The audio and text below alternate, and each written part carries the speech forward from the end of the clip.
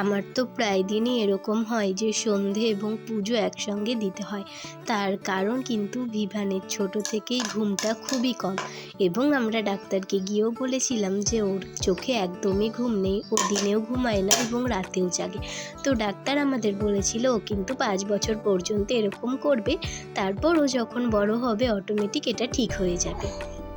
তো সেই কারণে কিন্তু আমাকে পুজো সন্ধে একসঙ্গে দিতে হয়, যেহেতু ভিভানকে নিয়ে তো সমস্ত কাজ করা একটু কঠিন হয়ে যায়। তো এখন ওই সন্ধে লেগে গিয়েছে, ওই 6টা মতন বাজে। তো আমি এদিকে এখন একটু সন্ধেটা দিয়ে নেব, আর আমি কিন্তু ভিভানকে নিয়েই সন্ধেটা দিই এবং পুজোটাও ভিভানকে নিয়েই দিই। আর এই সন্ধে পুজো ভিভানকে নিয়ে দিতে আমার কিন্তু বেশ ভালো লাগে।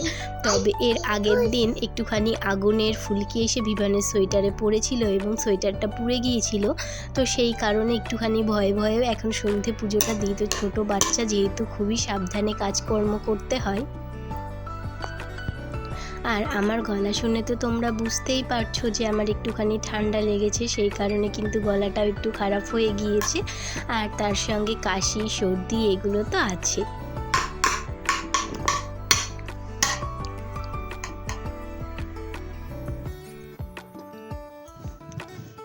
আমি কল থেকে গিয়ে থালা বাসনগুলো কিন্তু ধুয়ে নিয়ে এসেছি। আর আমি কিন্তু এই সমস্ত কাজ ছোট থেকেই, ভিভানের যখন বয়স 2 মাস তখন থেকে কিন্তু আমি ভিভানকে কোলে কোলে নিয়ে এই সমস্ত কাজগুলো করি। আর এই কাজগুলো ভিভানকে কোলে নিয়ে করতে করতে আমার কিন্তু অভ্যস্ত হয়ে গিয়েছে।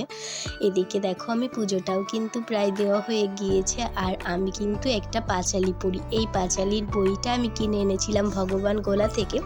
আমি এক দাদা বৌদির সঙ্গে গিয়েছিলাম ভগবান গোলা একটা আশ্রমে। তো সেখান থেকে কিন্তু আমি এই বইটা কিনে এনেছিলাম, যেখানে 12 মাসে পাঁচালী আছে। আর সেই পাঁচালীটা কিন্তু আমি আগে প্রত্যেক দিন পড়তাম, তবে এখন তো প্রত্যেক দিন পড়া হয় না।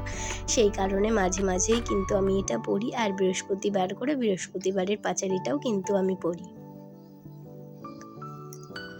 এদিকে ভিভান ঘুরঘুর করছে, তার কারণ ও পুজো হওয়ার পর যেই প্রসাদটা থাকবে সেই প্রসাদটা খাবে।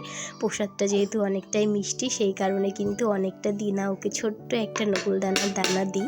আর এদিকে সন্ধে টন্ধে দেওয়া হয়ে গেলে জামা কাপড় চেঞ্জ করে আমি এদিকে চলে এসেছিলাম চা বানাতে। আজকে হঠাৎ ইচ্ছা করলে একটুখানি আদা তেজপাতা দিয়ে চা খেতে, তার কারণ গলাটা একটু ব্যথা আর খুব কাশি হচ্ছে, সেই কারণে। এদিকে চা বানাতে গিয়ে দেখলাম চিনির জারটা কিন্তু ফাঁকা হয়ে গিয়েছে। ইদানিং আমার কাচের জারের প্রতি একটা আলাদাই ভালোবাসা জন্মেছে। আমার ঘরে ওই 2-3টে মতন কাচের জার আছে বড় বড়, আর এর ছোট ছোট তো কয়েকটা আছে, যেটা আমি আমার বোনের কাছ থেকে এনেছিলাম। এই কাচের জারগুলোতে কোনো জিনিস রাখলে আমার কিন্তু খুব ভালো লাগে দেখতে।